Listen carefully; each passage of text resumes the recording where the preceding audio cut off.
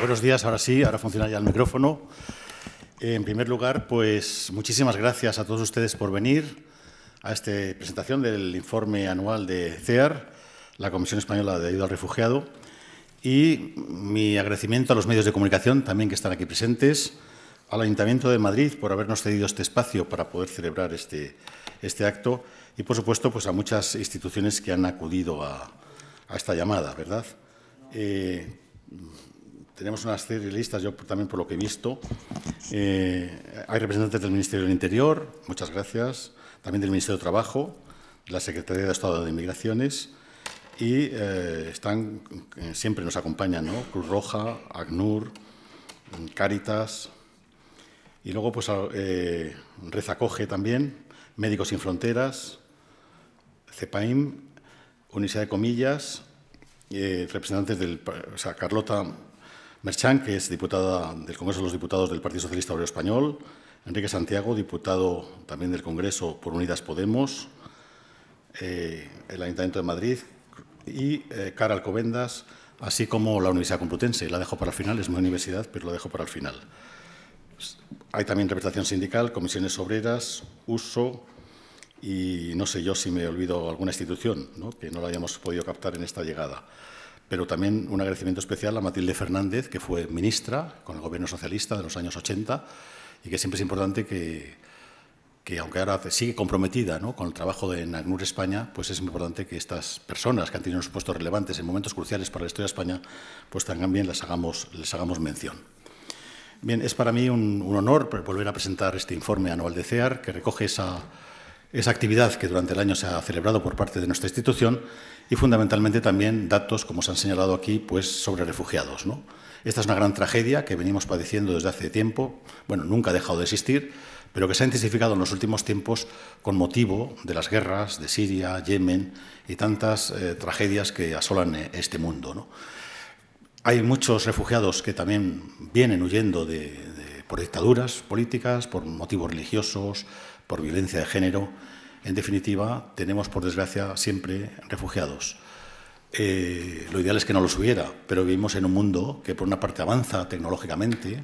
Estamos todos ahí con el 5G, ¿no?, en la competencia. Parece que vamos a resolver todos los problemas, pero al lado de estas tecnologías que avanzan también en el mundo biosanitario, pues tenemos que todavía el hambre sigue existiendo en el mundo, que la pobreza sigue existiendo en el mundo, que también tenemos pobreza en nuestros propios países desarrollados, y esto no lo dice solamente Oxfam o no lo dice solamente el informe de FOESA, que por cierto acaba de ser publicado con el apoyo de Cáritas, sino que también el Instituto Nacional de Estadística, instituto público con gran tradición también rigurosa y científica, admitido así en Europa, en la Unión Europea, que señala también la existencia de pobreza en comunidades como Madrid también, que es la más rica de todo el país, ¿no? Estas tragedias existen y ya digo que por lo que nos concierne a nosotros, que es el tema de los refugiados, pues adquiere unos tintes realmente dramáticos y muy graves, ¿no? La cantidad de gente que está muriendo en el Mediterráneo, la cantidad de gente que llega en unas situaciones muy difíciles y que hay que atenderles y que en definitiva es una labor la nuestra, creo que importante, pero que nos gustaría, repito, que no hubiese tanta tragedia en el mundo, ¿no? Y desde que yo empecé mis estudios de económicas y tomé conciencia de estos problemas, realmente mira uno hacia atrás y dice, pues no han cambiado muchas cosas, por desgracia, ¿no? Ha habido progresos tecnológicos, ha habido progresos en riqueza y en renta, sin embargo, estos grandes lastres, sobre todo las guerras, las violencias, las dictaduras, siguen existiendo. Y eso es algo que no debemos de olvidar nunca, ¿no? No dejarnos obnubilar solo por ciertos progresos, sino darnos cuenta que a nuestro lado, cerca de nosotros, hay mucha gente que sufre privaciones y, lo que es peor, persecuciones, y también pues sigue habiendo prisioneros y gente que sufre muchísimas humillaciones y muchísimas torturas. Eso es lo que tenemos ante nosotros, ante este panorama. Este aniversario de nuestro año último, ¿verdad?, también coincide con el 40 aniversario de CEAR, ¿no?, de la creación de CEAR, ¿no? 40 años, por una parte, son muchos para una persona, ¿no?, aunque a mí ya me parecen pocos. 40 años ya, cuando tenía 40 años, ¿verdad?, quien los tuviera. Pero desde el punto de vista histórico, pues es poco, ¿no? Es poco. Sin embargo, seguramente cuando se fundó CEAR, los propios fundadores no pensaban que a lo mejor iba a tener una duración de 40 años, ¿no? Y ha habido dificultades, ha habido muchas dificultades, sobre todo económicas, ¿no?, con la crisis, con los recortes. Pero al final hemos sobrevivido y hemos seguido existiendo y estamos ahí y nos parece muy importante esta labor, ¿no? Me decía un representante de ACNUR que CEAR no podía desaparecer, porque no solamente atendíamos a los refugiados en frontera, les defendíamos en la petición de derecho de asilo, teníamos casa refugio, centros de refugiados y les dábamos alojamiento, sino que les prestábamos muchas más prestaciones, ¿no? Sociales de todo tipo, ¿no? Psicológicas, los trabajadores sociales, la enseñanza del idioma, en fin, muchas otras que no solamente simplemente es dar comida y dar alojamiento, que es muy importante, sino todo ese apoyo que lleva consigo ayudarles a los trámites, escolarizar a los niños, todo ello es fundamental. Pero ellos señalaba ACNUR que somos una organización que también denuncia la posible violación de derechos humanos que se puedan producir en las fronteras, en las verjas, ¿no? Y que éramos, además, pues, en ese sentido, pues, bastante pioneros, con riesgo, ¿no? Con riesgo, porque muchas veces, claro, dependemos de las subvenciones públicas y hacer críticas a veces a los poderes, pues no es grato, ¿no? Para nosotros, y tampoco es grato que tengamos que tener esta situación tan incómoda, ¿no?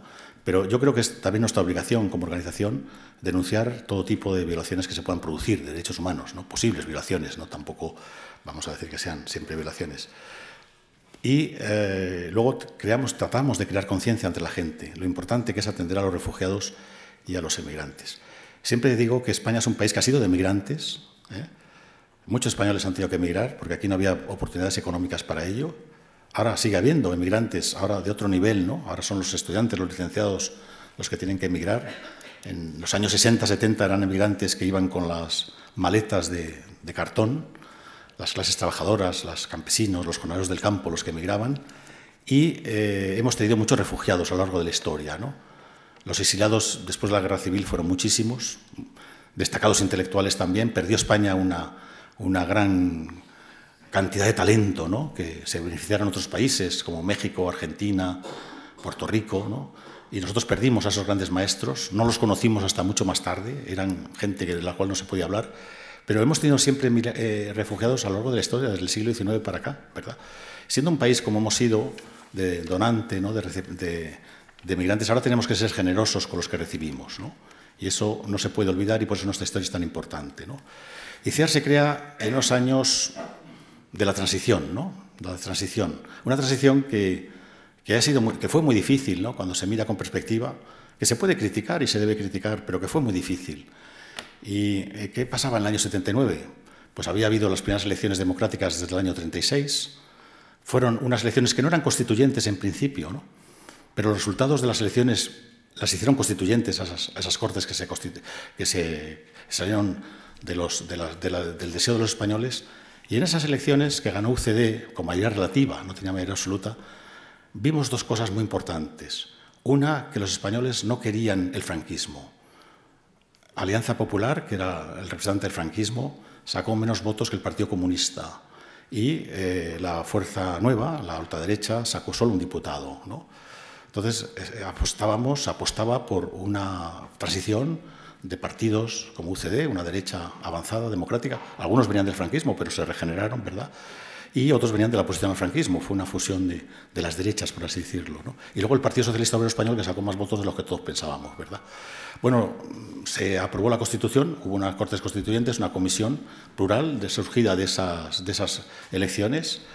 Y en esa comisión pues, se aprobó la Constitución en el año siguiente, ¿no? El 78, el 6 de diciembre, por eso es fiesta, ¿no? Teníamos por fin una Constitución, desde el año 31 no teníamos, ¿no? Y esta Constitución tenía avances sobre la Constitución de la República y mejoras, y realmente pues, yo creo que fue un consenso necesario y que ha permitido a una España que ha progresado mucho en estos 40 años, ¿no? Con sus defectos, con sus deficiencias. Las sociedades nunca son perfectas. Se puede tener una sociedad mejor, pero no perfecta. Hay que ser crítico, yo suelo ser crítico, pero también reconocer los esfuerzos que hubo que hacer y las dificultades que hubo que superar, ¿no? Y en el año 79 pues, habíamos tenido ya las primeras elecciones ya con Constitución establecida, volvió a ganar UCD por mayoría relativa, el PSOE se afianza como partido de la oposición y luego a continuación hubo elecciones municipales. No existían todavía las autonomías, ¿no? Estaban recogidas en la Constitución, no existían, por lo tanto no había todavía elecciones autonómicas, hubo que esperar hasta los años 80, ¿no? Pero sí que hay elecciones municipales. Son las primeras desde el 14 de abril de 1931, ¿no? Que se celebran en España.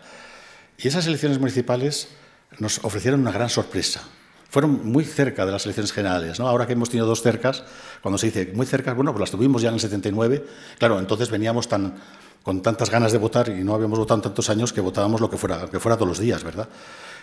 Fueron una gran sorpresa, porque ahí ganó la izquierda. Ganó la izquierda. Y en capitales como Madrid, Tierno Galván, el PSOE, que se tuvo que aliar con el Partido Comunista para gobernar la ciudad, Barcelona, Zaragoza, todas las grandes capitales las ganó la izquierda. El Partido Comunista Córdoba con Julio Anguita y Algeciras, que también es una ciudad grande, ¿no? Eso fue realmente espectacular. De hecho, esa noche, ¿no?, de euforia por parte de la izquierda, alguien a Santiago Carrillo le dijo en la sede del Partido Comunista: Santiago, mañana declaramos la República. Y Santiago dijo: tranquilos, jovencitos, tranquilos, no estamos para eso. O sea que Santiago Carrillo se caracterizaba por su moderación y pues, sobre todo por ser realista, ¿no? Y bueno, el impulso de algunos jóvenes, pues Carrillo dijo: aplacaos, que no estamos para eso. Bueno, pues realmente aquello fue el momento, el contexto en que se funda CEAR, que ya venía funcionando anteriormente, porque en España recibimos muchos emigrantes, refugiados, emigrantes ya empezamos a recibir en aquellos años, pero sobre todo refugiados argentinos, uruguayos y chilenos, ¿no? Porque fue la llegada de las dictaduras en estos países. Y vinieron a España, que también vinieron en un momento que había una dictadura, pero ya una dictadura en decadencia, en declive, y que íbamos a proceder a la transición, que no sabemos nadie cómo iba a salir, si bien o mal, pero que fue muy importante que en ese momento se tuviera la lucidez suficiente para ver que España iba a ser un país de acogida y lo que nosotros habíamos recibido de otros países, ahora se lo teníamos que dar a esos países, ¿no? Y muchos argentinos y chilenos vinieron a España, y uruguayos, porque tenían aquí familia, porque claro, hay muchas relaciones familiares con estos países. Y vinieron a España a pesar de que estaba ya el franquismo en las últimas, ¿no? En las últimas que tampoco sabíamos cuánto iba a durar, podía ser una agonía larga o no larga, ¿no? La historia no estaba escrita, había que hacerla, ¿eh? Y se hace camino al andar, como dice Antonio Machado. Y realmente eso fue lo que a mí siempre me ha impresionado, la lucidez de crear CEAR en ese contexto, ¿no? Y si bien fue para acoger a estos refugiados, porque en España no tenía nada, no tenía refugiados, no tenía derecho al asilo, no estábamos en las grandes aceptaciones de las convenciones de Ginebra, de los derechos humanos, ¿no?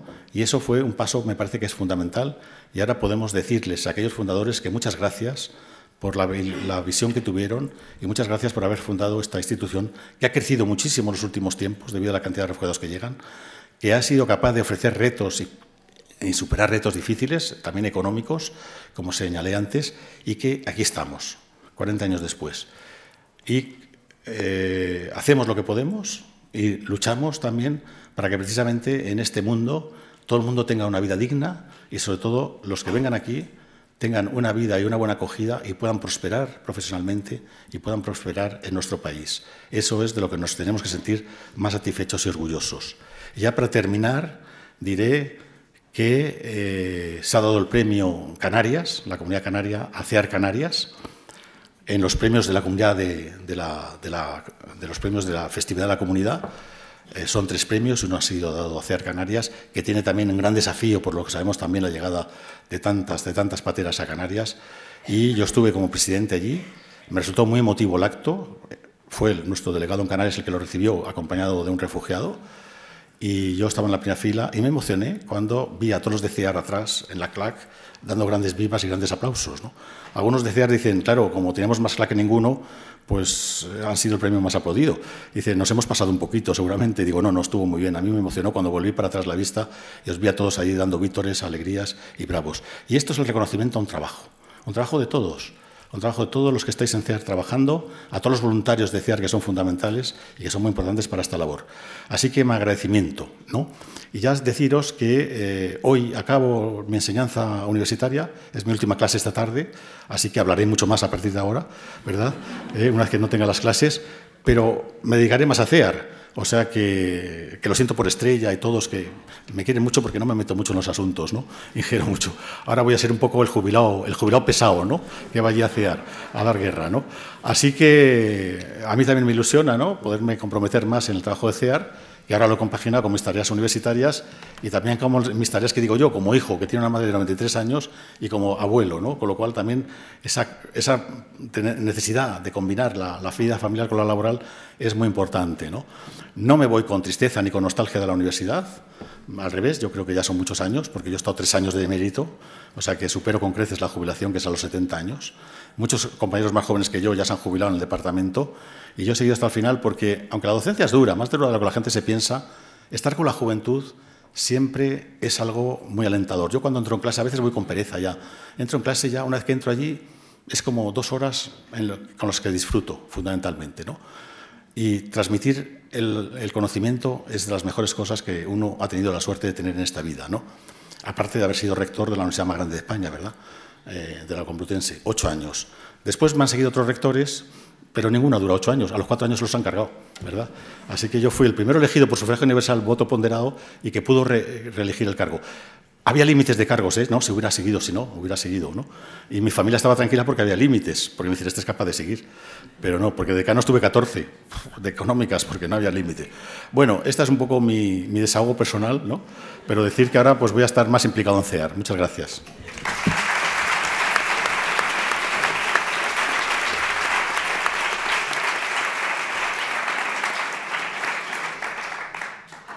Hola, ahora.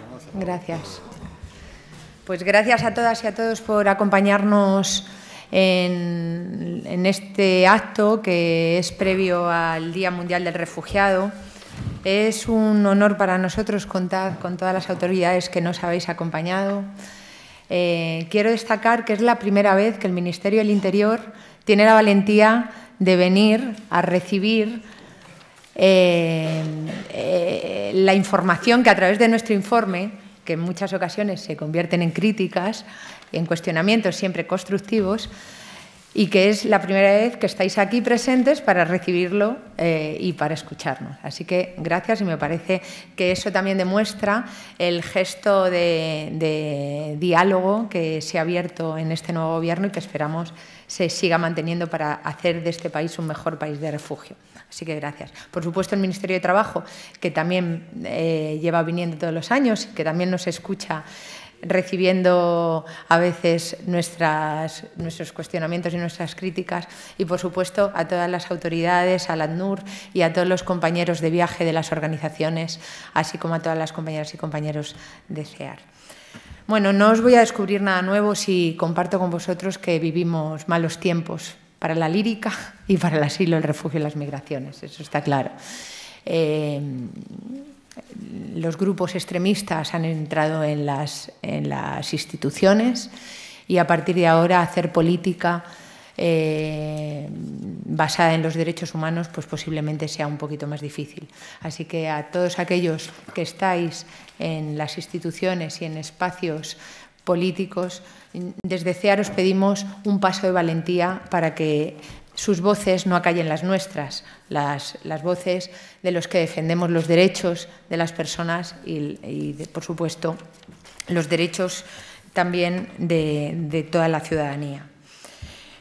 Lógicamente, todo este tiempo se ha contaminado el discurso con palabras bélicas que son las que definen en estos momentos las políticas migratorias. Hemos oído hablar de asalto a la valla, de llegadas masivas, de desafíos.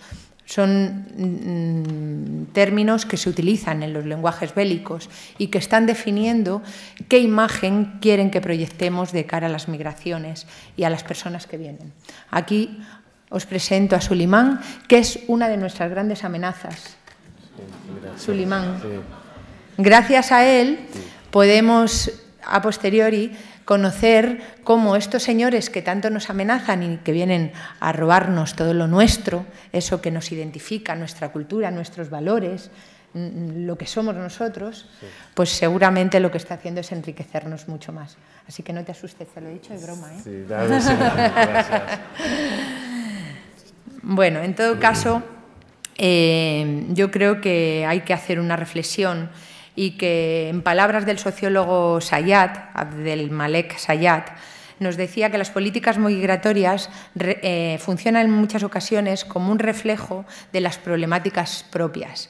Y, desgraciadamente, cuando miramos a ese reflejo, lo que vemos es qué tipo de sociedad somos, qué tipo de sociedad estamos construyendo y qué tipo de sociedad queremos ser.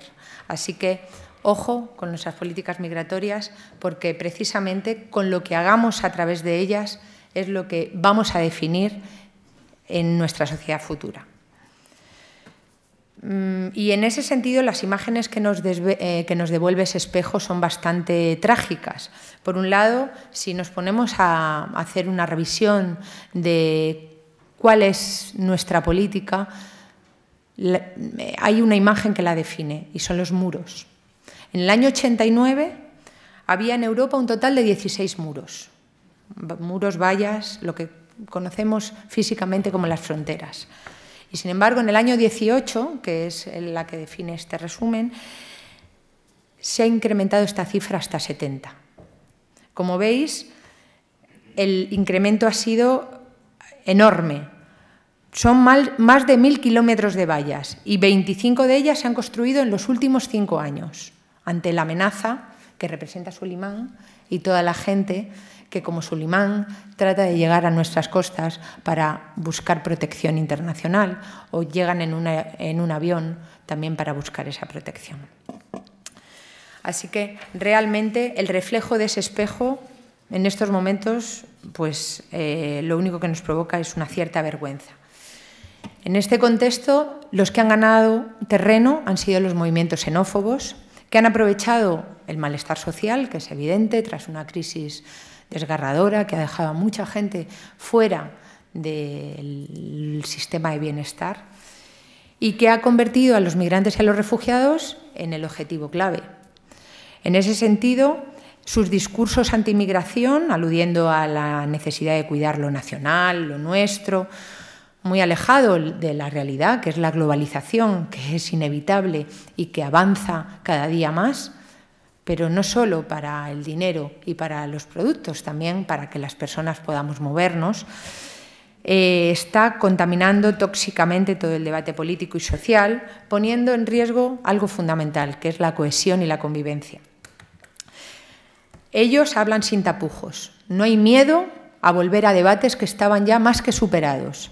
Sin embargo, nosotros lo que percibimos es que en el último año, y lo podemos ver, o lo hemos visto en las últimas elecciones, en los previos, por supuesto, cómo los partidos más progresistas han aminorado su defensa de los derechos humanos y de los derechos de las personas refugiadas, por miedo a las consecuencias de los resultados electorales que podían tener esa defensa a través de esos discursos. Hay que dar un paso al frente. Ellos no pueden ganar con sus discursos y tenemos que seguir avanzando en esa Europa de valores que a todos, en un momento determinado, nos hacía sentirnos orgullosas y orgullosos y que ahora, desde luego, no nos representa a muchas de nosotros y nosotros. Desde luego, la idea de volver a una sociedad bajo una única identidad nacional es una falacia y todos y todas lo sabemos. Así que esperamos que en breve se ponga en evidencia que esas promesas de estos partidos xenófobos son inviables, son imposibles de llevar a cabo. Y esperemos que sus votantes se defrauden y sean conscientes de que han sido engañados con esas falsas promesas de volver a una España o a una Europa que casi representa un siglo atrás. Es necesario que convirtamos a esta sociedad en una sociedad justa y decente, y eso solo se puede hacer defendiendo los derechos humanos y defendiendo también una sociedad plural donde tengan cabida las personas refugiadas. Sobre todo porque no podemos olvidar, hay que hacer memoria, también lo hemos sido nosotros y nunca se sabe si no vamos a volverlo a ser en un futuro. Hay que hablar del cambio climático y de cómo nos va a afectar a los países del sur. Y España es uno de los países que posiblemente no en tanto tiempo se vea amenazado por ese cambio climático que está desplazando millones y millones de personas en estos momentos. Seguimos retrocediendo en el cumplimiento de derechos, en nuestras políticas migratorias y de asilo, y así lo estamos viendo en las negociaciones del Sistema Europeo Común de Asilo, de Dublín, y de todas las propuestas que se están poniendo encima de la mesa en los parlamentos, en los ayuntamientos, en los gobiernos. Por tanto, realmente, insisto en la misma frase del principio, son malos tiempos para los derechos humanos. realmente lo que estamos viendo es que se están poniendo en marcha medidas puntuales que se están convirtiendo en políticas estratégicas para desarticular o para perder derechos y para rebajar el derecho a asilo.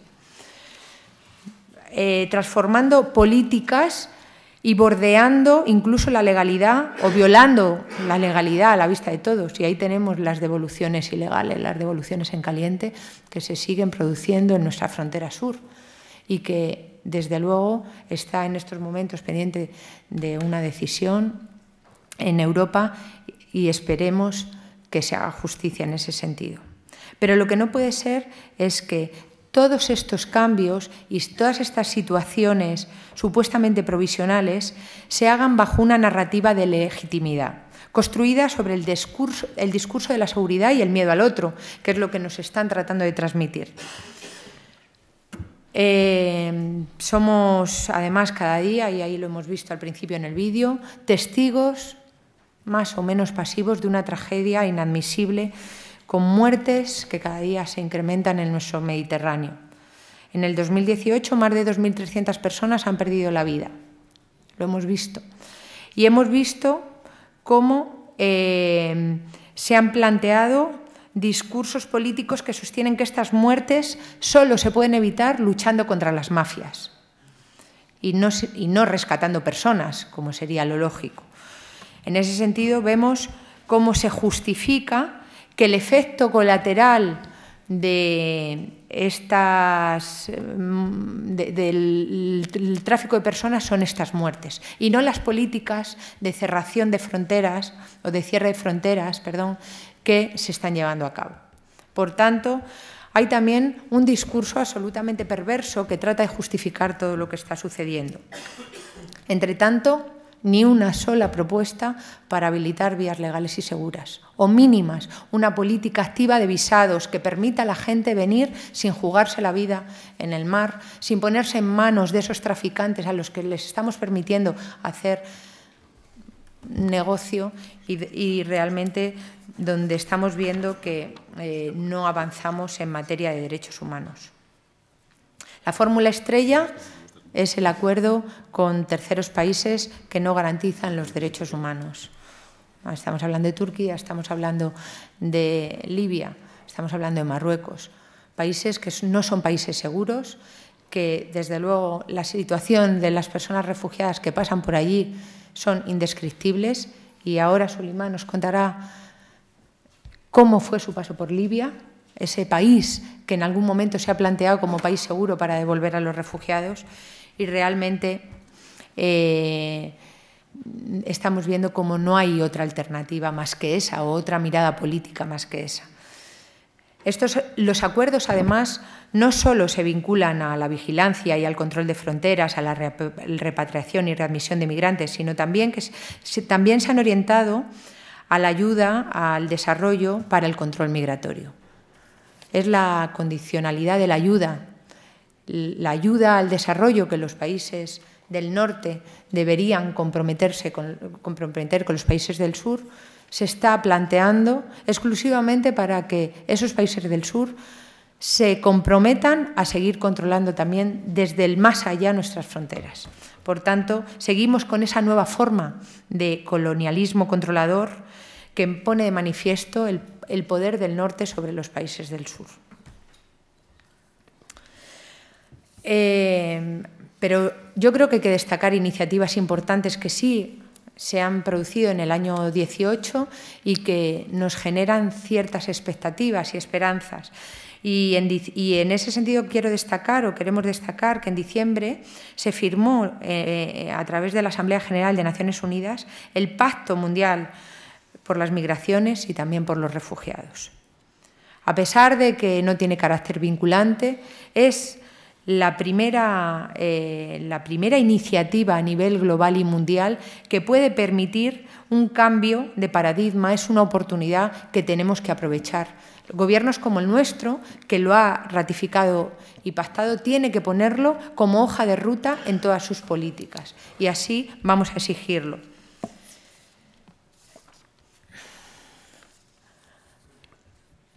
En España hemos vivido una situación controvertida, por decirlo de alguna manera. En primer lugar, hay que destacar el incremento de las solicitudes de asilo. España, que había sido un país que recibía muy poquitos solicitantes de asilo históricamente, en los últimos años ha ido incrementando esas solicitudes de protección internacional. El año pasado, más de 54.000 solicitudes, con un crecimiento del 74%, nos situó en ser el país que recibía el 8% de las solicitudes de asilo de toda Europa y nos situaba entre los primeros países de la Unión Europea recibiendo solicitantes, por encima de países como Italia o Suecia, pero muy por debajo todavía de Alemania o Francia. En 2018, también lo sabéis, no es nuevo, España se convirtió en la primera ruta del Mediterráneo recibiendo personas y así nos convertimos en el país que recibía el 51% de las llegadas marítimas a la Unión Europea. En lo que llevamos de año, las solicitudes de asilo siguen incrementándose. El Ministerio del Interior, que también está publicando sus cifras puntualmente con mucha lucidez y yo creo que con transparencia, ha publicado recientemente que en los últimos 5 meses más de 46.500 solicitudes de asilo se han registrado en nuestro país. Vamos a volver a superar las cifras del año anterior. 2019 promete ser un año de muchas solicitudes de asilo. Volvamos a seguir batiendo el récord de solicitudes de asilo en nuestro país. Y eso no nos tiene que generar miedo, sino todo lo contrario. Plantear estrategias activas y eficientes para abordar que España sea uno de los primeros países recibiendo solicitantes de asilo. El Gobierno el Gobierno socialista inició en el año 18 su andadura política con un gesto que para nosotros fue muy importante.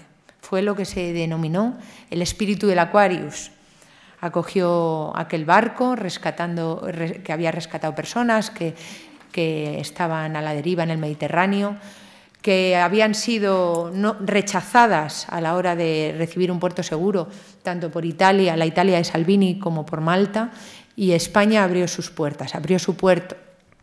Sin embargo, luego hemos visto cómo ese espíritu del Aquarius fue derivando en otras actitudes, en un cierre a otras nuevas llegadas, a algunas otras también se recibieron, a dificultades a los barcos de rescate españoles que estaban haciendo un buen trabajo en el Mediterráneo y también a rescatar algunos convenios del año 92 que sorprendentemente permitían hacer expulsiones express a Marruecos, un país que para nosotros, insisto, no es un país seguro, que garantice que las personas refugiadas puedan realizar allí su proceso vital. Hay que destacar que se pusieron importantes recursos en marcha que llevábamos reclamando las organizaciones desde hace mucho tiempo. Los CATE, los CAED, la ampliación de plazas de acogida fueron una muy buena iniciativa por parte del Gobierno español que sigue en ese sentido incrementando la capacidad de acogida, aunque lamento decir que es insuficiente. Tenemos una primera acogida saturada, unas listas de esperas insufribles y situaciones muy graves con las personas refugiadas. Por tanto, necesitamos seguir avanzando en esa adaptación del sistema de acogida.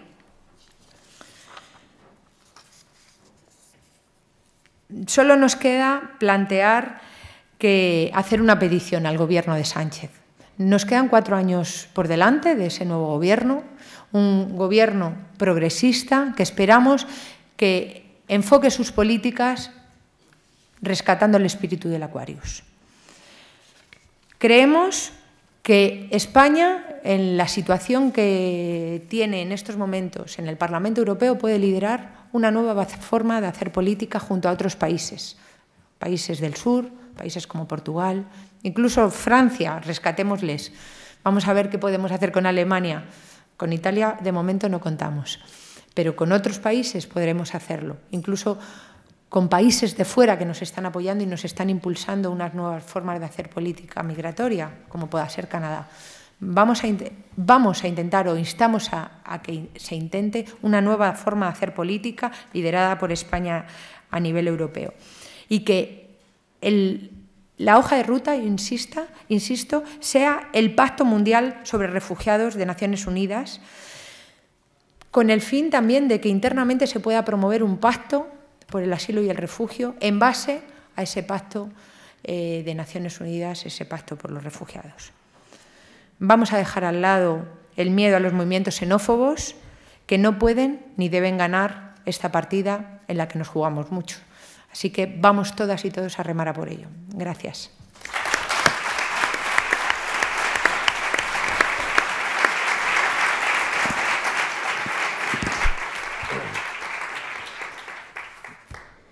Muchas gracias, Estrella. ¿Se oye o no? ¿Pero qué pasa con el botoncito? Si Porque debe ser que cuando lo cogemos lo apagamos. Tiene la palabra a continuación Paloma Fabieres, que es directora de Políticas y Campañas de CEAR. Es una gran comunicadora. De hecho, yo el otro día, en una tertulia que estoy en Radio Nacional de España, la coordinadora me dice, pero tú eres presidente de CEAR, no lo sabía. Ahí con quien tenemos contactos es con Paloma Fabieres, ¿no? Así que eres muy conocida. Bueno, pues nada, Paloma.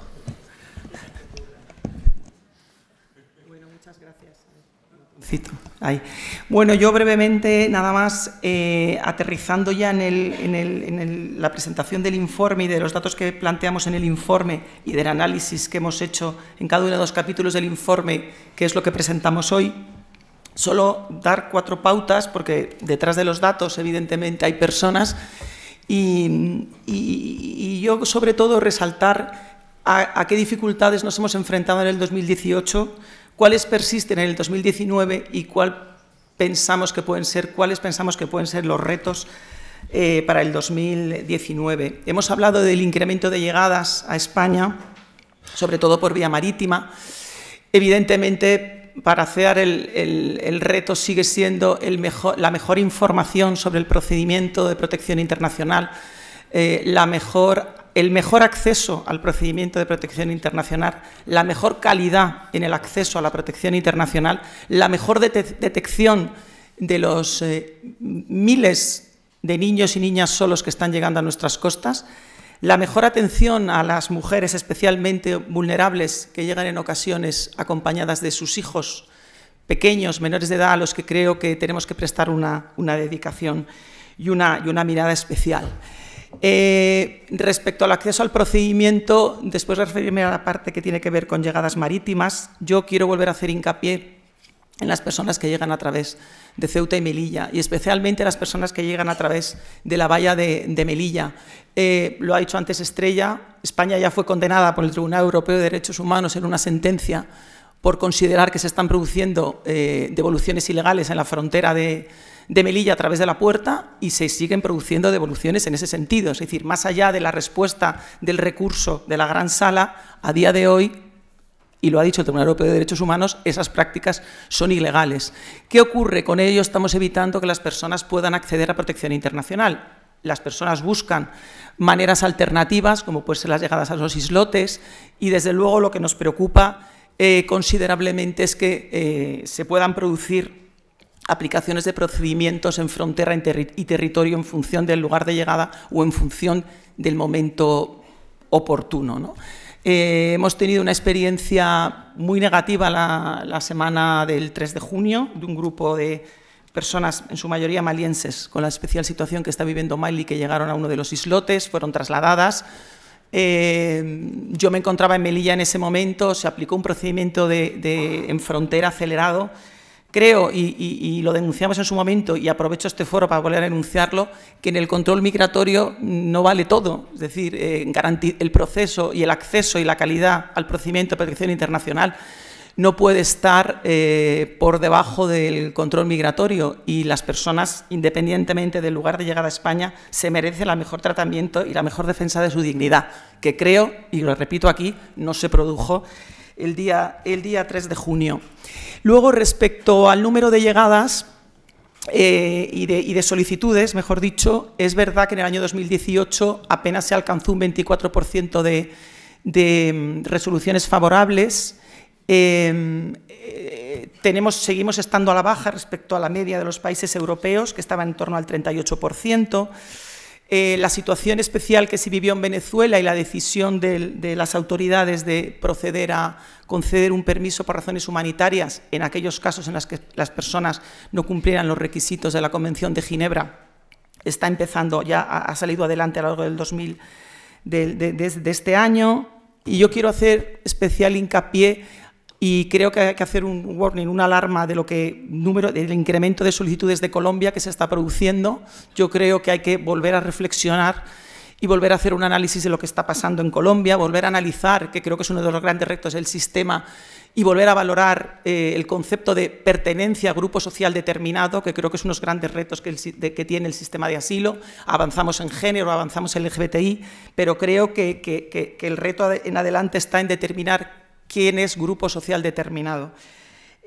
Por último, nosotros hicimos mucho hincapié en el tema de las persecuciones de las gentes que huyen de Centroamérica. Gracias a las directrices de ACNUR, la Audiencia Nacional empezó el año pasado ya a dictar resoluciones y sentencias favorables de manera individual, valorando precisamente qué era un grupo social determinado, y creo que ahí toca una revisión que me consta puede estar valorando el Ministerio del Interior.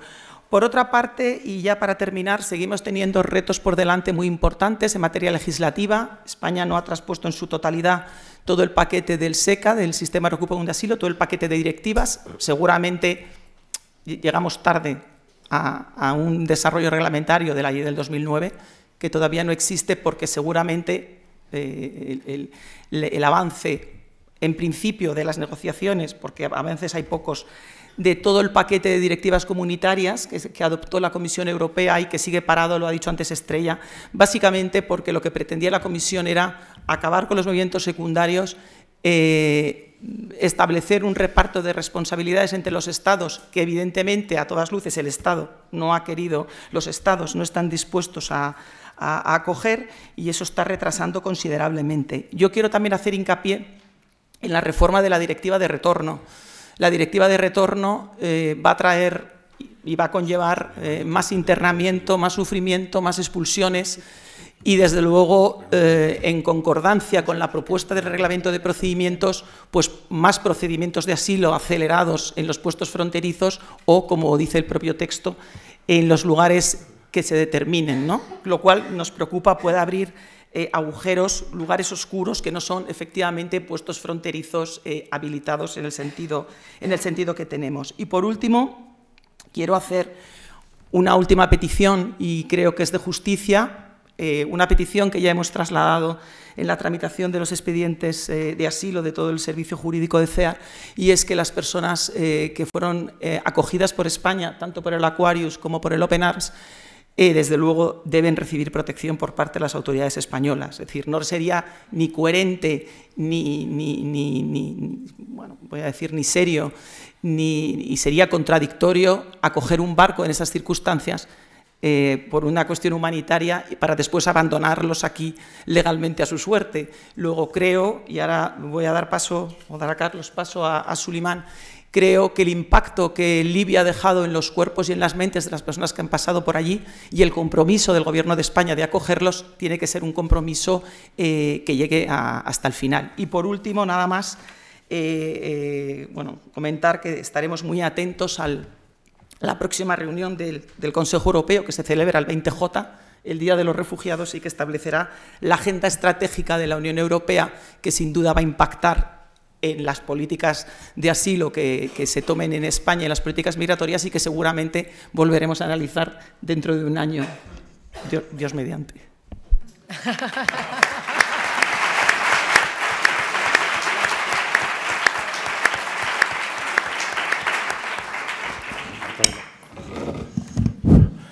Muchas gracias, Paloma. Gracias también por la brevedad y sobre todo porque nos ha evitado la jerga jurídica que a veces se utiliza y que a los que no somos juristas nos cuesta. Así que ha sido muy esclarecedor lo que acaba de señalar. Bueno, pues a continuación tiene la palabra Sulimán Barri, solicitante de asilo de Guinea-Conakry, tras su llegada en el barco Open Arms a Barcelona en julio de 2018. O sea, no lleva todavía un año en nuestro país y ya veréis cómo habla el castellano. Habla varios idiomas de su país de origen, el francés y el español. Gracias. Y algo del catalán también. Gracias. Tienes la palabra. Sí.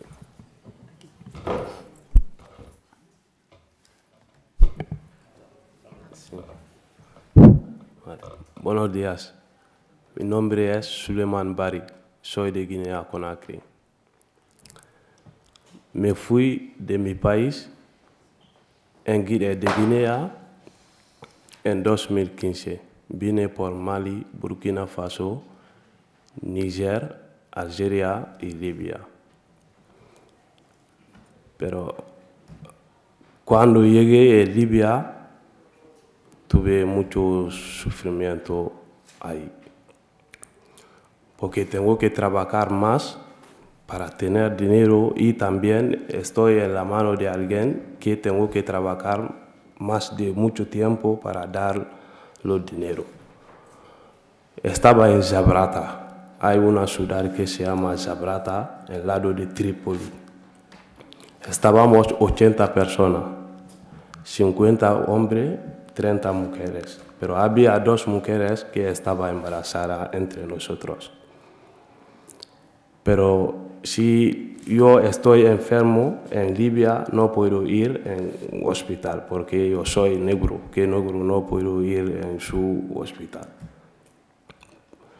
Que ellos trabajan también como otra gente de africano.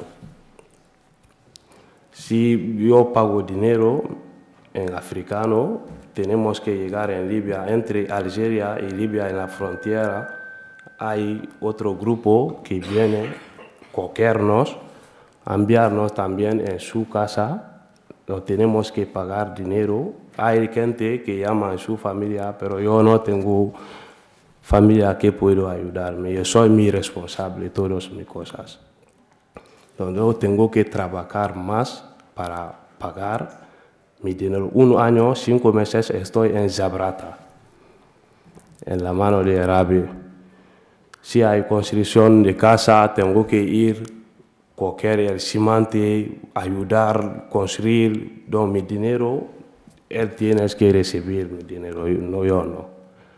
Después de 1 año, 5 meses, había un africano también que trabaja como ellos, tiene arma en el campo para guardarnos. Si quieres ir, si te eliminan, puedes morir. Entonces, yo, como tengo paciencia, estoy con mi paciencia, trabajo, después de pagar el dinero, he ido en Trípoli. 1 año, 5 meses en Zabrata, 5 meses en Trípoli. He ido en Trípoli, trabajo a Trípoli dentro de 5 meses, he tenido dinero para pagar. Llegué a España el 4 de julio de 2018. Como el objetivo es de salir de África, fuimos rescatados por el barco de Open Arms. Lleva 2 de centro de Esplugues, Blumes de Esplugues de Llobregat. El día 16 de agosto llegamos a Reus en la acogida de Sear. Lo siento. Acogida de Sear. Dentro de los 16 meses hemos hecho cursos de castellano, cursos de fitosanitario, cursos de manipulador de alimentos y actividades de deporte, y también hemos participado en la cabalgata de Reyes de Reus. Sí. Sí. He hecho cursos de catering y las prácticas. Gracias a esto, ahora estoy trabajando en la residencia de Las Alsinas de Tarragona como ayudante de cocina. Y ya está. Sí.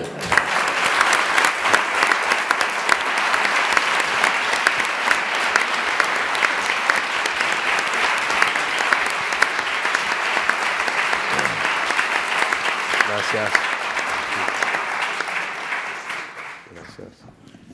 Muchas gracias.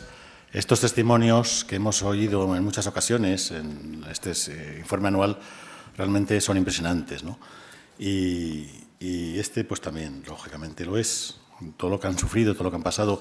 Y entonces uno se encuentra todavía más comprometido, ¿no?, con esta causa de los refugiados y ese repudio que decía Estrella a los que rechazan con argumentos falsos, además, con razonamientos falsos, y que demuestran no solamente no ser solidarios, sino inhumanidad.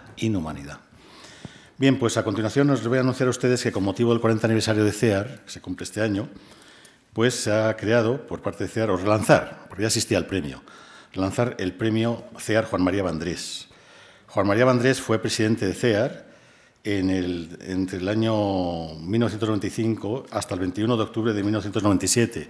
Luego no pudo seguir porque sufrió un derrame cerebral y por eso dejó esta presidencia de CEAR, que ahora yo me honro en presidir, y que ha habido gente tan importante como Vandrés. Porque Vandrés, aparte de ser presidente de CEAR, tenía una historia, tenía una trayectoria muy importante.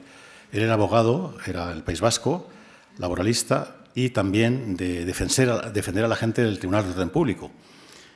Había un Tribunal de Orden Público donde muchos amigos, compañeros pasaron por él, ¿no? Y él estaba comprometido con la causa de los perseguidos por el franquismo y también de los trabajadores que eran despedidos de las empresas y todo ello, ¿no? Fue una persona muy comprometida. Fue senador, precisamente fue elegido en esas elecciones del 77, fue senador, junto con Sirinac, un monje en catalán, ¿no?, que también era luchador por las causas progresistas y por la defensa de los más humildes, igual que Vandrés, y siempre se destacó en ello. Yo tuve la suerte de conocerle cuando hubo un estado de excepción en el País Vasco, en los años 70, y vinieron a pedir ayuda. Y tuvimos una reunión con profesores, ¿no?, de la universidad con él y con Ibarra. Ibarra era otro abogado del País Vasco que había sido intentado ser secuestrado por la ultraderecha en su casa. Llamaron al timbre y cuando salió le engancharon y él se agarró a los barrotes de la escalera y pegando gritos por gritos consiguió que no le secuestraran. Pero es que había secuestros también, ¿no? Esto es bueno que los jóvenes lo sepáis, ¿no?, para que valoréis lo que tenemos ahora y lo que no podemos perder, ¿no?, que es importante. Entonces, Vandrés, en aquel charla, a mí me gustó mucho su charla, pero una cosa que me impresionó, cuando dijo que los mayores, los padres de ellos, nos dicen: hijos, no comprometeros, no meteros en líos, que los conocemos, que son los mismos, que sabemos lo que nos han hecho sufrir los franquistas. Y Vandrés dice: y les decimos a los padres, por eso luchamos, porque son los mismos, ¿no? O sea, un compromiso contra la dictadura muy importante. Por tanto, no solamente fue presidente de CEAR, sino ya tenía una trayectoria fundamental. Era un hombre además muy preparado intelectualmente, y esas de esas personas que uno recuerda con cariño, con añoranza, que son esas personas que este país pues tuvo como unos grandes referentes en su momento. Bien, pues dicho esto, el premio va a tener 4 categorías: acciones por el refugio, iniciativa de la sociedad civil, nacionales e internacionales; voces por el refugio, comunicación y el periodismo; miradas por el refugio, arte y la cultura; y mención honorífica, vida por el refugio. Este premio se va a conceder el 18 de diciembre, que es el Día del Migrante, ¿no? Y el reconocimiento será una escultura, La espiral del viento, de Martín Chirino, total nada. Y estos premios, como dije antes, se entregaron desde el 2001 al 2008. En el 2008 vinieron los recortes y ya no hubo premios hasta ahora, que nos hemos recuperado algo económicamente y los podemos seguir dando. En honor de Vandrés y de todas aquellas personas, desde los medios de comunicación, del arte, la cultura, desde las organizaciones, están luchando a favor de los refugiados. Pues bien, presenten candidaturas, porque este premio, junto con el que concede el ACNUR, de medalla Nansen del Alto Comisionado de las Naciones Unidas, es uno de los pocos reconocimientos que en los años 90 se hacían al trabajo solidario. Al trabajo solidario cuando había entonces 40 millones de refugiados y desplazados internos que se producían entonces, ¿no? Por eso me parece que es fundamental. Bueno, ahora tenemos un turno de preguntas que van a ser reservados solo a los medios de comunicación, porque vamos un poco retrasados. Les voy a decir que tenemos después un corto, 19 minutos, 40 años de refugio, y luego, después de este corto, habrá un café posterior. O sea, que lo lleva adelante Causas CEAR, que es una empresa que queríamos iniciar para suministrar la comida, desayuno, cenas a nuestros centros de refugiados y prescindir de externalizar estos servicios. Bueno, a mí me parece que son exquisitos los manjares que proporcionan, ¿no? Así que no se vayan ustedes, pruébenlo. Y ya digo, preguntas de los medios de comunicación, a ver si les veo un foco ahí que...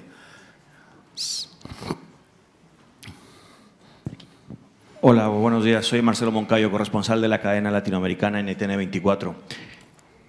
Ustedes daban algunos datos sobre el incremento en estos 5 meses del número de refugiados y se centraba la señora Favieres en venezolanos y colombianos.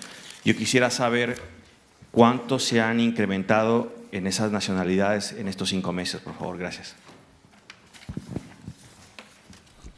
Hola. Hola. Pues según datos publicados por el Ministerio del Interior, Venezuela ascendería una petición al Ministerio del Interior que tiene que ser más grande el número, que no lo consigo leer. 16.000, no el número de solicitantes, sino el formato. 16.846, Colombia 10.122, Nicaragua 2.698, Honduras 2.666, El Salvador 2.078.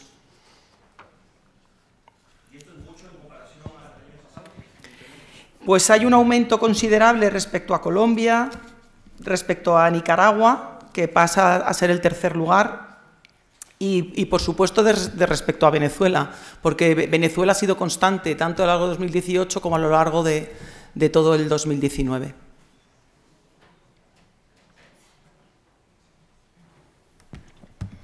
Hola, buenos días. Guillermo Infantes, de Servimedia. Quería saber cuántos expedientes hay acumulados según datos del Ministerio del Interior, que creo que ustedes también manejan ese dato. Los datos que nosotros publicamos, que hemos publicado, son los que publica Eurostat. Es decir, no, el avance de datos que da el Ministerio del Interior, últimamente muy ágil, tiene que ver con solicitantes de asilo, pero no están publicados en la página del Ministerio del Interior los que están pendientes de resolución. Eurostat habla de 102.890 a 31 de marzo, que incluye tanto las personas que están en trámite como las que están pendientes de recibir una primera resolución, pero que ya han manifestado la voluntad y formalizado su petición. ¿Alguno más? ¿Alguna más? Sí, allí veo una mano levantada. Aquí otra, ¿no? Hola, buenos días. Minerva Oso, de Radio Nacional. Respecto al tema del Aquarius, ese llamamiento, y al Open Arms, quería un poco preguntaros si ahora mismo hay en torno a 100.000 expedientes por resolver. ¿Cómo estarían en este caso los plazos para estas personas que llegaron hace ya un año en el caso del Aquarius? ¿Y qué expectativas hay de que puedan tener esa solicitud resuelta en breve? Pues las personas que llegaron tanto en el Aquarius como en los 2 Open Arms solicitaron asilo, bueno, en un margen, yo diría, de un mes aproximadamente, porque era mucha gente. En este momento sus expedientes admitidos a trámite, lógicamente, están en fase de instrucción y estarían dentro del número de expedientes pendientes de resolución. Desde el Servicio Jurídico de CEAR, lo que hemos tratado a lo largo de este año es trabajar con ellos tanto en sus alegaciones como en aportar una información que consideramos, como decías antes, muy importante, que tiene que ver con la situación psicosocial, con el coste que tiene para ellas el haber pasado por Libia, y que desde luego habrá personas dentro de los 2 grupos que llegaron, de los 3 grupos que llegaron en esos barcos admitidos por España, en las que concurrirán motivos para ser merecedores de protección internacional, y otros en los que no concurrirán esos motivos, pero que de acuerdo con la legislación, con la ley de asilo, podrían ser merecedores, creemos nosotros, deberían ser merecedoras de un permiso por razones humanitarias. Insisto, por las 2 cosas. Una parte por la situación vivida en Libia de esclavitud, que Sulimán no le ha puesto nombre, pero se llama esclavitud, y otra, evidentemente, por el compromiso del Gobierno de España respecto a ellos y ellas. Por aquí había visto yo una mano. No sé si hay ahí arriba, porque es que aquí se ve mal a veces. ¿Eres de un medio de comunicación? Sí. Buenos días, soy de France Presse. Paloma, has hablado de un warning, una alarma, hablando de refugiados de Colombia, pero no he entendido cuál es la alarma. La alarma es que en el momento en que hay un incremento de solicitudes de protección internacional de un determinado país, es que algo está pasando en ese país. Porque evidentemente la gente no sale de su país por capricho, por placer, teniendo en cuenta las situaciones en las que se encuentran en los países de recepción en la mayoría de los casos. Es decir, el hecho de que el incremento estuviese en Colombia se haya incrementado, sobre todo 2018 y mucho en 2019, bueno, es un reflejo de que algo serio está pasando y que tenemos que ponerle una especial mirada. Tiene que ver con la falsa paz, tiene que ver, por lo que alegan las personas que solicitan asilo, tiene que ver por el uso y la existencia de bandas criminales, por eso hacía ilusión al grupo social determinado, que están extorsionando y amenazando a muchas personas. En fin, la casuística puede ser variada, pero creo que hay que analizar con mucho detenimiento y con mucho cuidado las solicitudes. Disculpa, en ese sentido, lo que nos llegan por fuentes de organizaciones que están allí trabajando es que se ha incrementado el asesinato de defensores de derechos humanos, de líderes políticos, y en ese sentido el proceso de paz está poniendo en evidencia que todavía hay mucho por hacer y que la gente en estos momentos en Colombia todavía sigue en riesgo. ¿Había una palabra por aquí? Me ha parecido. Sí.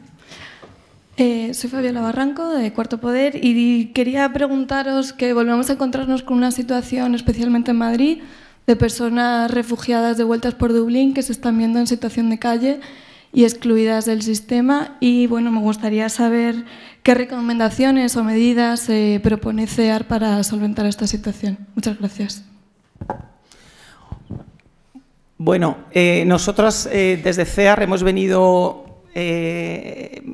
argumentando desde que empezó los retrasos en el acceso a la primera acogida, etcétera, que hemos alegado el marco jurídico, ¿no?, que establece la propia directiva de acogida, ¿no?, y el propio Tribunal de Justicia de la Unión Europea, y es lo que tiene que ver con la adquisición y pérdida de la condición de solicitante de asilo, ¿no? Y la condición y pérdida de solicitante de asilo se realiza desde que una persona manifiesta por cualquier medio, lo dice la EASO, lo dice el Tribunal de Justicia de la Unión Europea, lo dice la directiva, por cualquier medio manifieste su voluntad de formular una solicitud de protección internacional, debe ser considerado solicitante de asilo y, por tanto, merecedor del derecho a esas prestaciones, y la pérdida de la condición de solicitante de asilo no se produce hasta que haya una resolución notificada formalmente a las personas interesadas. Por consiguiente, planteamos que es obligatorio y que puedan acceder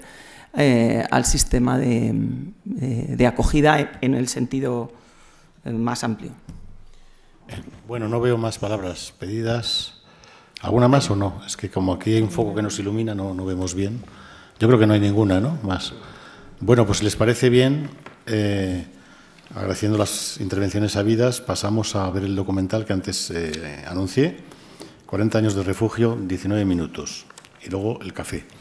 Muchas gracias, porque vamos a bajar a ver el documental y ya nos iremos al café. Pero muchas gracias, mi agradecimiento. Y tengo que decir que, como también ha habido críticas a veces a los gobiernos y a las instituciones públicas, decir que en este último gobierno de Pedro Sánchez ha habido una interlocución por parte de CEAR importante con el Ministerio de Trabajo y Secretaría de Estado de Comunicaciones y también con el Ministerio del Interior. Y eso pues también hay que señalarlo como positivo. Muchas gracias.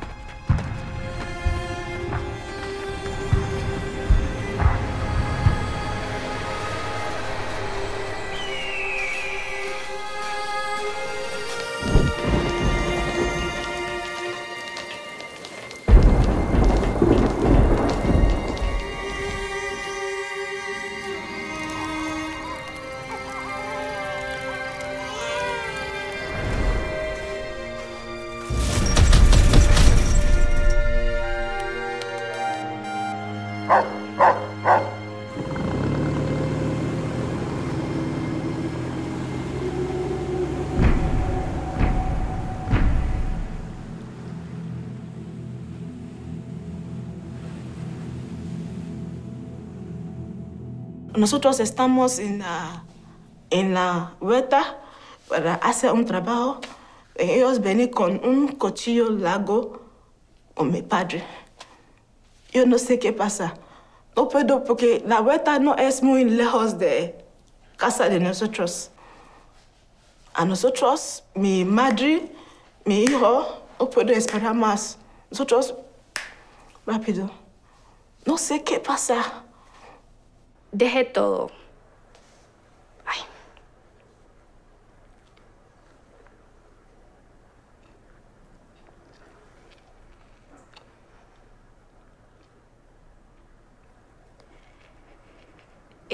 Dejé todo. No me arrepiento de haber dejado todo. Porque la defensa de los derechos humanos debería estar siempre. Pero a pesar de haber dejado todo eso, he aprendido, he conocido y he recuperado más de lo que un día pude haber soñado. He conocido a una nueva Jessica, me descubrí como mujer, como persona, como profesional y como activista. Creo que a pesar de que el exilio es duro, no sabes ni a quién acudir, no sabes ni cómo son los procesos para solicitar el asilo y te empezás a dar cuenta que de una u otra manera necesitas siempre de la ayuda de otro y que la solidaridad, la persistencia, todas esas cosas te van haciendo crecer como persona. La Comisión Española de Ayuda al Refugiado, CEAR, como decimos todos, cumple 40 años y realmente ha sido una de las grandes organizaciones que han sido útiles para el desarrollo de la democracia española. Y no solo para el desarrollo de la democracia española, sino para el desarrollo de los derechos humanos en España.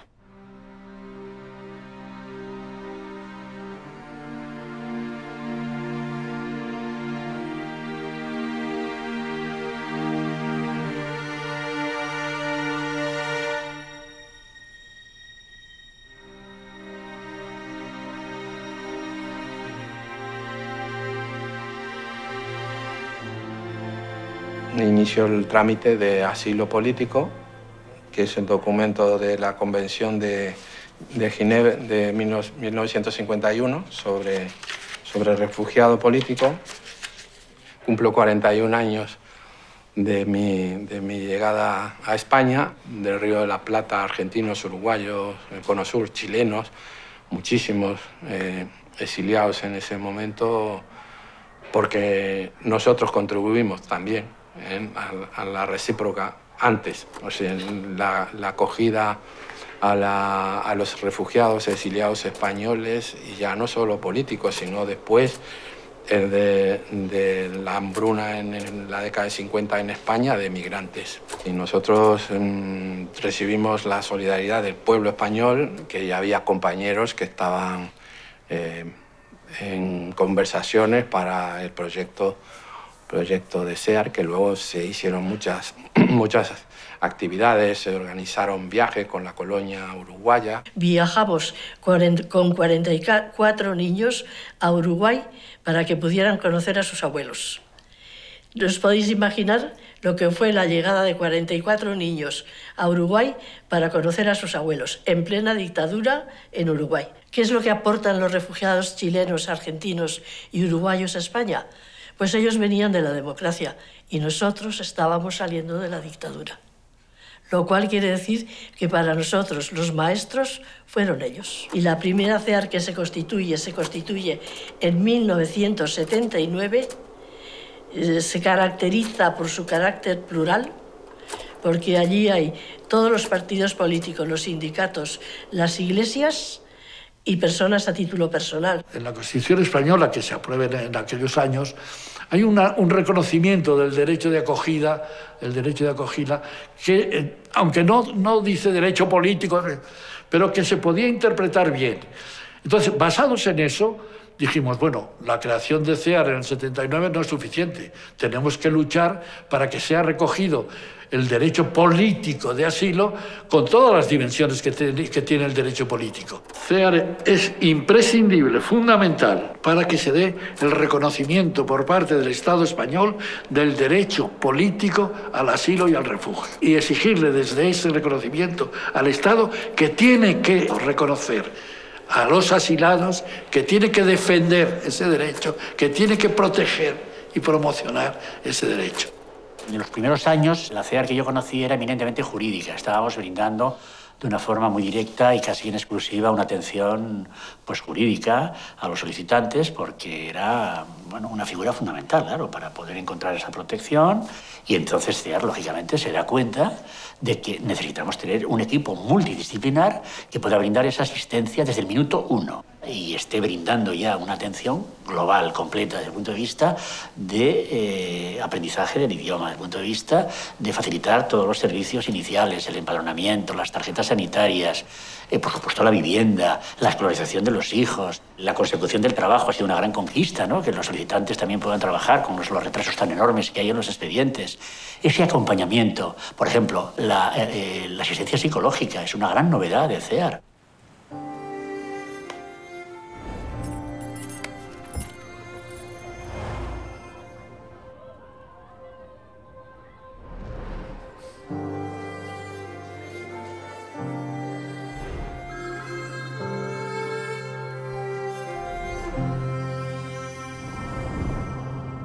Yo fui uno de los comisionados hasta Macedonia, al aeropuerto de Skopje, a la recogida del grupo que vino a Euskadi en el año 92. Yo me estoy viendo pasando lista y yo mismo, a mí mismo, diciendo, Dios mío, que no se me quede nadie, que no me equivoque en la lista, que no me deje a un niño o una niña. Yo creo que es mi segunda tierra natal.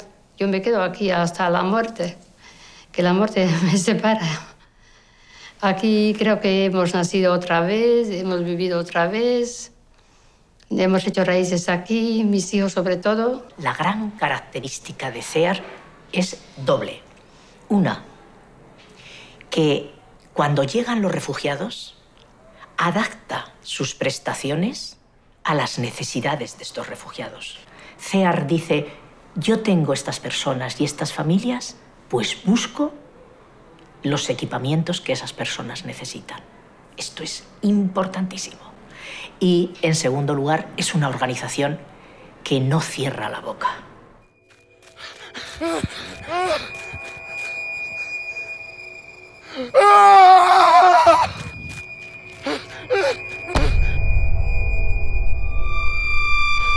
Pensé que venías todo loco. Te has tragado el Frontex.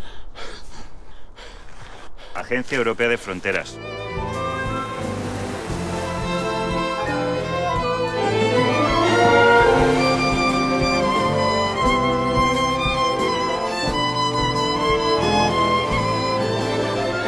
A la 1, a las 2 y a las 3.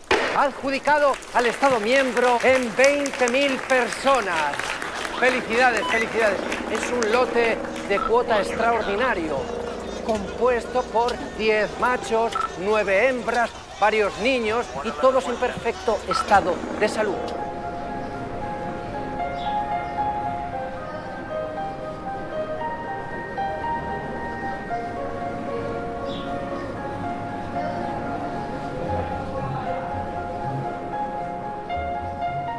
En el caso de los sirios en general, después de 8 meses de tener la tarjeta roja, nos dan el permiso de residencia de 5 años. Europa ha sufrido la mayor crisis de refugiados después de la Segunda Guerra Mundial. Realmente Europa no estaba preparada para ello, les ha pillado a los dirigentes de la Unión Europea muy desprevenidos para esta situación. Luego ha habido países que se han comportado de una forma realmente muy cicatera, como tenemos el caso de Hungría y de Polonia, de rechazo a los refugiados. Y dentro de este contexto, pues España ha tenido también que hacer un esfuerzo importante para la acogida de refugiados. Hay que decir que, por ejemplo, la mayor parte de los refugiados sirios, como consecuencia de la guerra, entraban por la vía griega, ¿no? Y Grecia pues, no ha tenido tampoco un apoyo de la Unión Europea. A Grecia se le ha impuesto una política de austeridad muy dura, muy fuerte, y encima han tenido que hacer frente a la cantidad de refugiados que han llegado a su país. Otra vía, que era la de Italia, pues también se ha ido cerrando últimamente, ¿no? La de Grecia por el acuerdo con Turquía de la Unión Europea, que nosotros desde CEAR lo hemos criticado y lo hemos denunciado. Italia porque ha hecho un acuerdo con Libia y también por un gobierno que está siendo muy restrictivo, y todo eso ahora se ha desviado hacia España, aunque nos llegan de otros sitios, de otros lugares. Hemos hecho todos un esfuerzo, lo estamos haciendo en CEAR, y realmente pues nuestra organización ha crecido en poco tiempo bastante. En cuanto salió una vacante en el centro donde trabajaba, presenté mi currículum también al director y eso, me hicieron otra entrevista y valoraron que sí podría trabajar de técnico de intervención social. Y aquí sigo trabajando. Claro, la ventaja de ser una persona refugiada que ha vivido el momento y ha vivido todo lo que están viviendo las personas que están trabajando con él, le hace como un plus de aprender, entender sus sentimientos, sus preocupaciones de tema de papeles, residencia, documentos, si me van a denegar la solicitud de asilo o me lo van a aceptar, o mucha gente, por ejemplo, que están aquí, tienen familiares en Alemania o otros lados de Europa que no pueden reunirse con sus familiares ahí por otro lado. Antes yo pensé mucho mi cabeza, pero ahora soy muy tranquila. Nada. Estoy haciendo un montón de cursos. Sí, porque es bien para mí. Yo estoy bien, pero hay una cosa también que yo creo que cuando esa cosa es conmigo, yo puedo salir más adelante. Esta cosa es mío.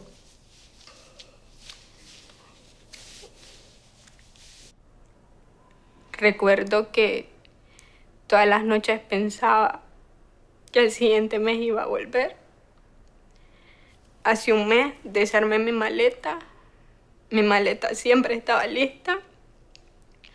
Cuando iba con el psicólogo me decía que tenía el síndrome de la maleta, porque en cualquier momento yo esperaba regresar.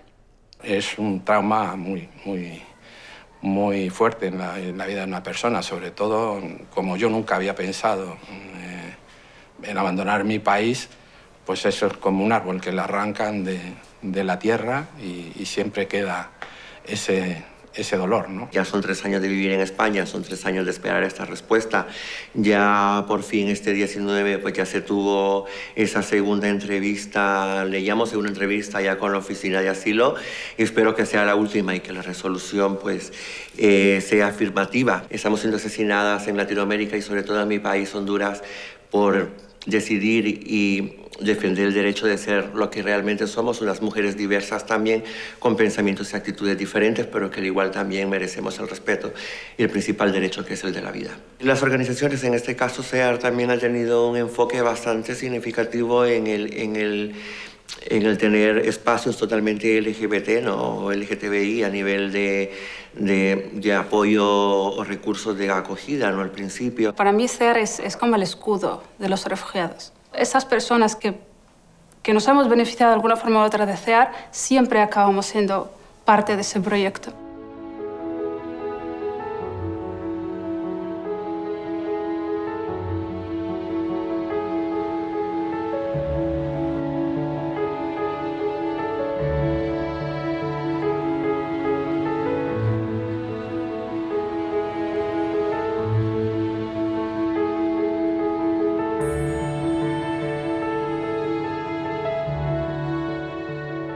Soy apátrida actualmente y cuando apliqué, no apliqué para ser apátrida. De hecho, yo no sabía que existiesen gente apátridas.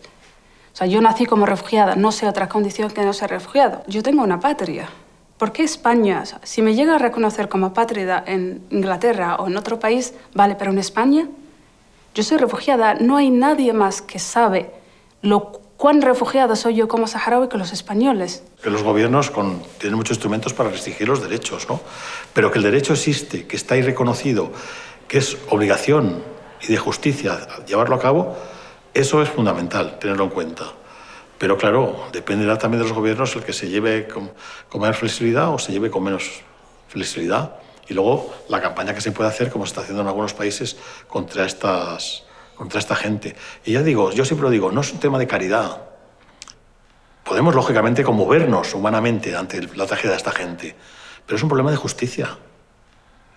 Es un problema de justicia. Aquí no estamos haciendo caridad. Estamos defendiendo unos derechos que se han conseguido y que son un logro de la sociedad y que no estamos dispuestos a que nos lo roben, ¿no? Porque las migraciones han existido, van a existir y van a seguir existiendo. Porque los hombres, y más en este momento con el cambio climático, donde la gente se tiene que mover porque la tierra está desapareciendo. O sea que dentro de poco los movimientos de población van a ser tan grandes que necesariamente hay que abrir las puertas y recibir a la gente. Y tal vez tengamos que mirar nosotros.